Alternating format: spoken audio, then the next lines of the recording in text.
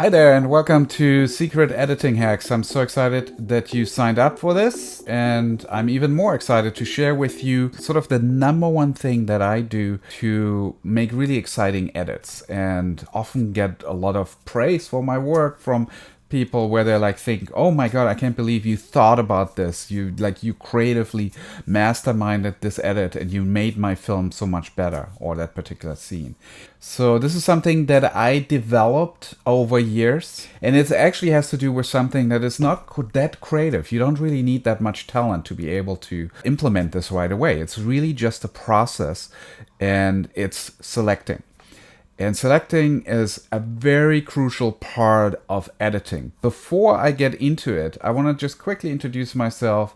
So my name is Sven Pape. I'm an editor, working editor, have been working for more than 20 years. I got very fortunate. I worked for James Cameron, first as kind of an onboard documentarian on his Titanic expedition, then the night assistant, and then through some career moves that I did where I just sort of snuck myself into the editing room and cut a scene, I was able to move up to become a full-time editor on Ghost of the Abyss, the 3D IMAX movie. And that sort of started my career. One project I'm really proud of is The End of Love, which went to Sundance, and it sort of became the beginning working with director Mark Webber, who's an indie filmmaker, and we worked on 3 movies together that I cut for him. And another project I'd like to highlight is a documentary directed by Adam Bala-Low. He's also a Sundance filmmaker. This particular documentary went to South by Southwest. It's called The Alt-Right Age of Rage. And I love that film. I'm really proud of this film. And it ended up being picked up by Netflix, and it was on Netflix for several years. Just one more thing about me. I also have a YouTube channel that has over 400,000 subscribers. It's called This Guy Edits. It's something that I've been doing for the past 5-6 years. I'm super passionate about because I get to talk about story, character, emotion. And I also launched 2-3 years ago the Go-To-Editor course, which is an online premium editing course. And at this point, we have over 1,000 students worldwide, and we help them how to tell stories better through editing creatively, but we also are very much focused on career development, how to get a job in the industry. All right. Having said all that, let's get to what you're here for, which is my most important editing hack, and it is selecting. What is selecting? It's the process of identifying, organizing, and accessing the best moments in the footage. A lot of novice editors don't even do selecting. They go straight from bringing the footage in, and then they start cutting. That comes with a lot of risks and with a lot of challenges. A lot of novice editors will start cutting somewhere, they like something, and they just go ahead and they start cutting, and then they're like, oh, but it doesn't really work with the rest that I have. I'm kind of stuck now. I'm sort of edited myself into a corner. So I really want to encourage you to adopt this process. And all the professional editors, they have a selecting process. They all do it differently. I developed a system that I'm going to share with you that I'm proud to say it's my own little concept, and I'm teaching it in the course as well. And the people that adapt it, they love it. They're full of praise. Trust me. So this is what I'm saying. I'm saying that 75% of great editing is selecting. I think it's the most important part, and if you don't do this part, you are selling yourself short. This is what Roger Nygard says. Roger Nygard is an editor. He cuts on Veep, Curb Your Enthusiasm, and many top comedy TV shows. And he says good editing is primarily about choosing the right takes. Different editors with the same footage arrive at different outcomes. Great editors need to hit 80% or better success rate in picking the best takes. And that success rate is measured by their superiors, by their bosses. If the director sits in an editing room and sees the cut and he feels like he's getting all the best takes that he would have picked, that they would have picked, then you're doing your job right. Here are the key selecting factors. You need to watch everything. You cannot just skim through things. You have to watch it in real time. And the first time that you watch it, you need to be able to feel whether this is a great moment, and you need to be able to take note of it so that you will remember down the road, because you only really have this one shot at watching it for the first time. And how you feel kind of represents of hopefully how the audience is going to feel about this moment. You are the ambassador of the audience. As you're watching, you're identifying these moments, and this is what I do. I pick okay moments, good moments, gold moments. And I'm going to show you how I do that in a way visually that I will be able to remember how I felt about a moment months later or years later. I know if there's a gold moment once I select it this way, and I will be able to re-remember how I felt based on the system. Okay, there's a 4-step process to this selecting. I'm going to show you this in a moment. We're going to do a little case study. I create a select timeline. I watch the dailies for the first time then. I don't really dip into the dailies beforehand until I'm ready to really do the selecting process. I do my okay, good, and gold moments, and then I start cutting. And the way that I cut is I build from just the gold moments. You have a better chance of having a really interesting and effective cut.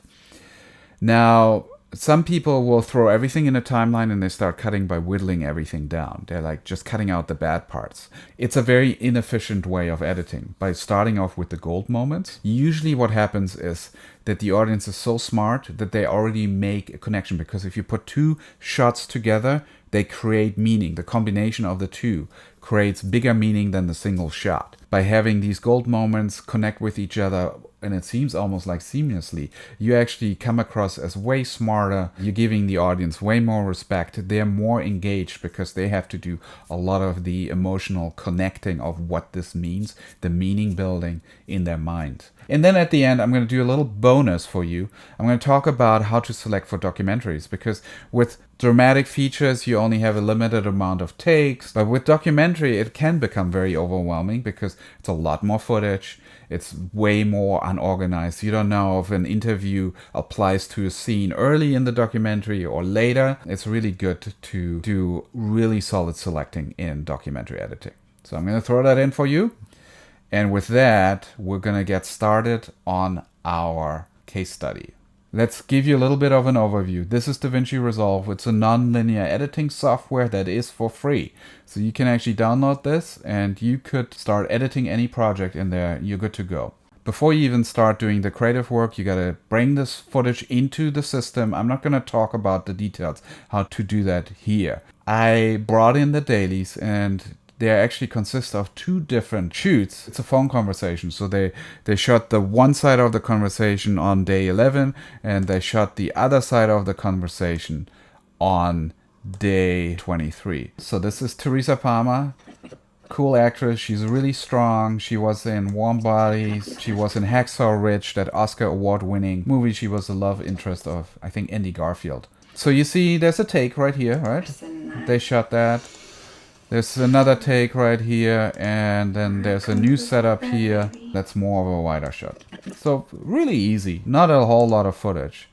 And this is Mark's side. This is actually Mark Webber. He's also an actor. He was in Scott Pilgrim vs. the World, the Edgar Wright comedy, and he also was in Broken Flowers by Jim Jarmusch, and many other movies and TV shows, playing a version of himself in this movie, which he directed, and it's co-written by Teresa and himself.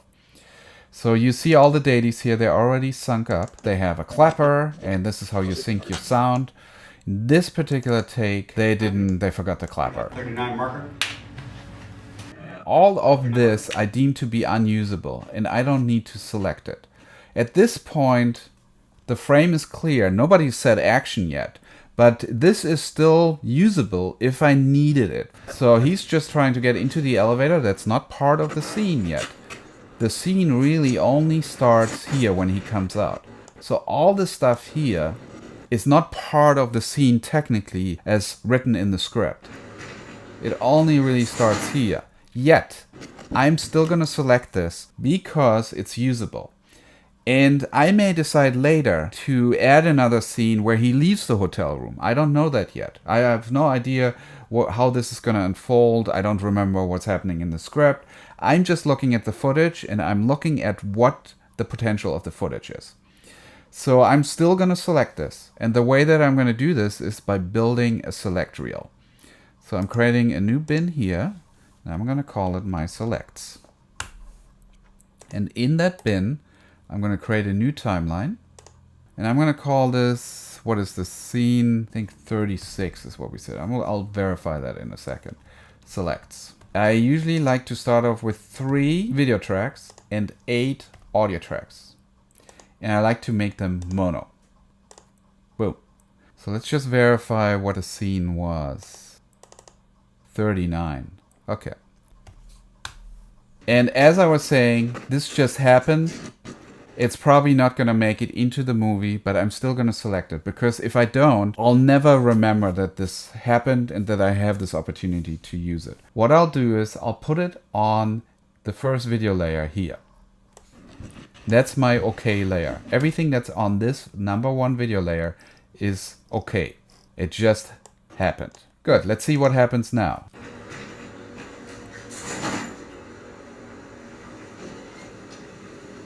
We're really in scene here.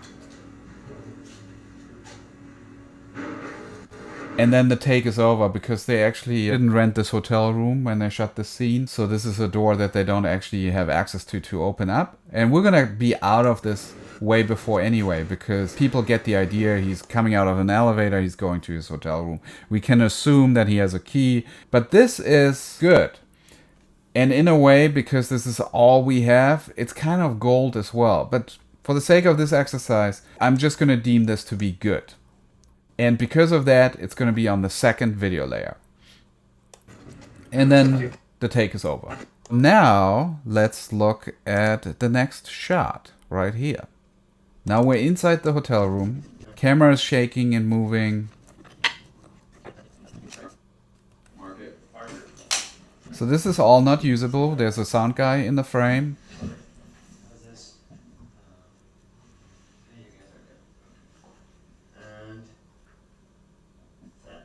Camera guy tells me he's set. He's ready. Action. We get an action. So I'm going to be a little picky right here, just for this exercise. All this stuff, nothing really happens in the frame. I don't think this is all that exciting, but I'm going to select it again on video layer 1. Things start to really get exciting once he comes around the corner.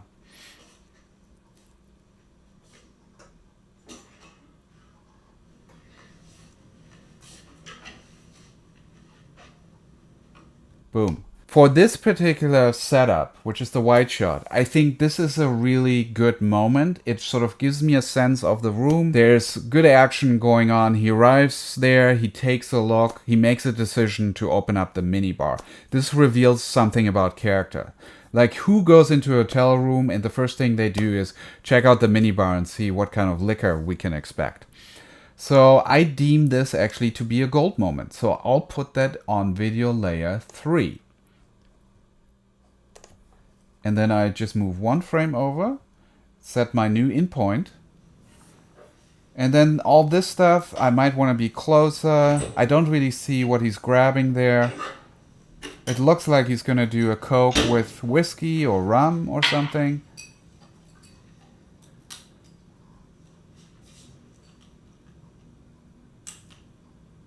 This takes a long time.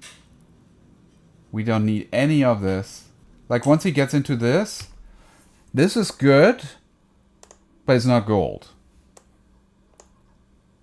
And then once he like fumbles around here, this is not great at all. Like, this is just dead.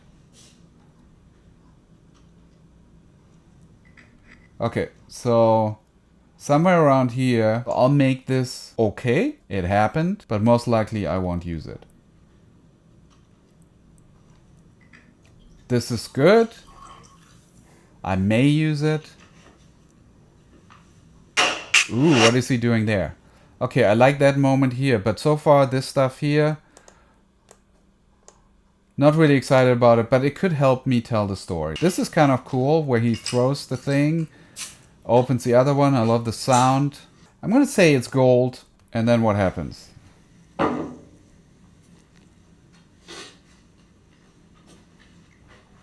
He walks over to the bed. Camera's a little shaky there. They weren't quite ready for that. And then he sits down. Okay, I think it's good. I've done my selecting here. Then I'll move on to the next take. We're in a new setup, actually. Camera's set. This is already usable, even though he hasn't set action yet. I give a little space here, a little slack, so that I know that the next setup happened. I'm going to put it in the select reel. And then he's doing something we don't quite see. Oh, he's picking up the phone. That's a new moment for me. So somewhere here, I'm going to identify a new moment, a new action. It's a great moment, but it takes a long time. So somewhere here in between, it sort of fizzles. Hey. So you get the idea how I take every take and I really evaluate each beat, each moment on its own. And I'm not really thinking about how am I going to cut the scene? How is this going to work? What's my direction of the scene? I'm just looking at the footage for what it is and I'm evaluating them the first time I'm seeing this. Am I excited? Am I in the right angle? Is the action that is being shown there, does it reveal character? These kind of thoughts are going through my mind without me really rationally thinking about it. It's just what I'm feeling and I'm taking note of it. By doing it this way, I make a visual record of how I felt the first time I see this footage. Let me show you some select reels I've pre-built. And you can tell that they're somewhat different. I might have felt different that day about the footage. It's also technically the first time that I saw it, while now it's the second time. And it doesn't really matter that I always make the right decisions all the time. But whatever decisions I do make, hopefully they are emotionally justified and I've made good choices throughout.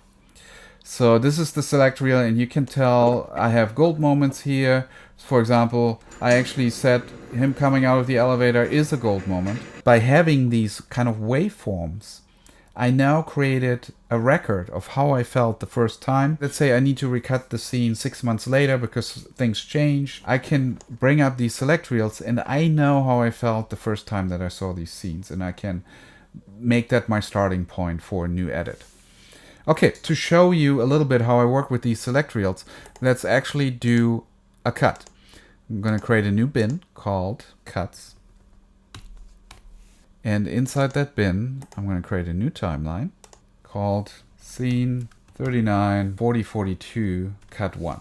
And again, I'm going to have 3 video layers. I'm going to have 8 audio layers and it's going to be mono tracks. Boom. Now I'd actually use pancake style editing. And what that basically means is that I'll look at 2 different timelines at the same time.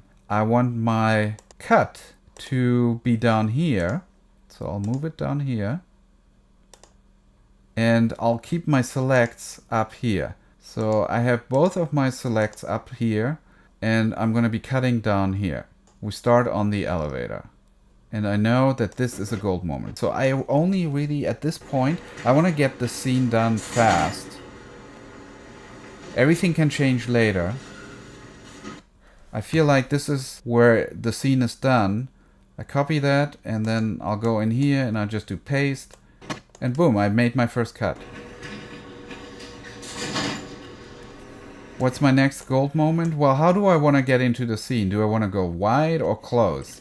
I think it would make sense to be wide first so that we get a sense of what he's walking into. So my initial choice is to sort of have him come around the corner here. And I don't have to commit to just because I picked my gold moment over here.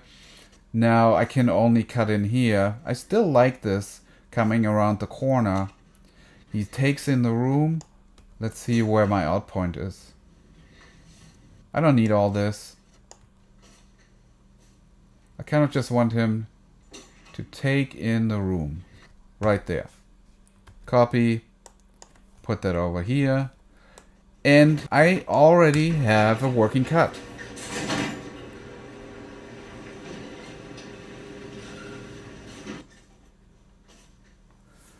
It feels a little long to me, so I could already like start messing with it for a little bit to say, okay, we don't really need to see. We could be out here, from here to here. This could be where I want to get to the next moment. Yeah, that works for me. I could add a sound effect here of a door closing. It just sort of speeds things up. We're just moving along. We don't want to focus too long on process. We want to be focused on the interesting stuff, which is usually character. And what does Mark do? the first thing he does is he grabs a drink. So let's find a really good way to tell that part of the story. Aha, right here. I'm not too worried about like continuity. Like here he's still taking in the room and his hand is not up there. This is the kind of stuff that I think a lot of beginner editors worry about. How do they get from there to there? I just want to emotionally keep things interesting and going.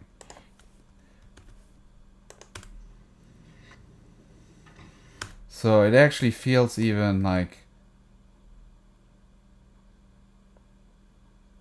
maybe on the action. Let's try cutting on the action.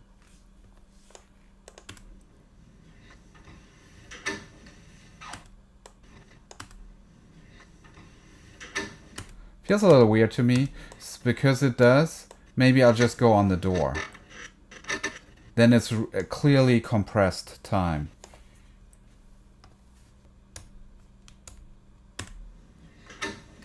Yeah, that feels like a good cut. With this little footage, within 2-3 hours, I probably have a pretty solid cut. I could have a very good presentable cut in a very short amount of time and could feel confident that I hopefully picked the moments the director liked. Alright, so now when it comes to documentary, I thought the best way to show you how I do selecting is to bring up an old example. This is a documentary that came out in 2016 called Gotta Keep Dreaming, and it was re-released called American Dream Detroit in 2018 with Michael Bolton as the director. It's that Michael Bolton, not the other Michael Bolton? That's me. Anyway, so what I wanted to show you right now is how I did my selects. And you can see there's a lot of them. With every documentary, obviously, you're struggling with the fact that you have a lot of footage, a lot of characters, a lot of interviews, a lot of different shoots, and I make selects for all of them. For example, documentaries about Detroit, so whenever they went out and shot something, I added any B-roll shots to the select reel. And you can tell that some of the stuff is gold moments. So, for example, this shot here. The only difference is really that I do these selects by themes, big ideas, and by characters. If, for example, I have an interview with somebody like Francis Ford Coppola, I'll put this whole interview into its own select reel, and I only really mark this portion as good. But what I also do is, let's say somebody says something about Coppola that would also be in the select reel. I remember that I used a character called Illich, right here, the owner of Caesar's Pizza. And they are heavily involved in the city of Detroit. They own the Detroit Tigers, and so they have a stadium over there, and they're building all kinds of crazy stuff. So I have his interview here. This is all good.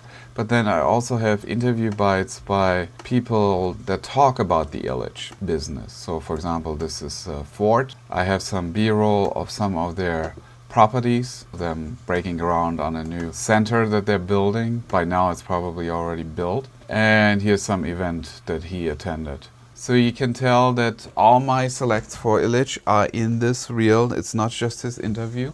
Then I have big themes like immigration selects. Anybody that talks about being an immigrant and coming to Detroit, for example, Jerry Bruckheimer here talks about his childhood, that he grew up in Detroit, and I think his parents came from, I don't know, I think it might have been Germany, I'm not sure. Again, here we have Francis Ford Coppola, and he talks about his upbringing and how his grandfather came from Italy and they first moved in Detroit. And the reason why Francis Ford Coppola is called Ford is because he was born in the Ford Hospital in Detroit. Okay, we quickly realized in the documentary that this character would become kind of our travel guide. He knew everybody in town and he introduced us to a lot of people, so he kind of became the connector for the documentary. So whenever we shot something with him, this is the timeline that it looks like.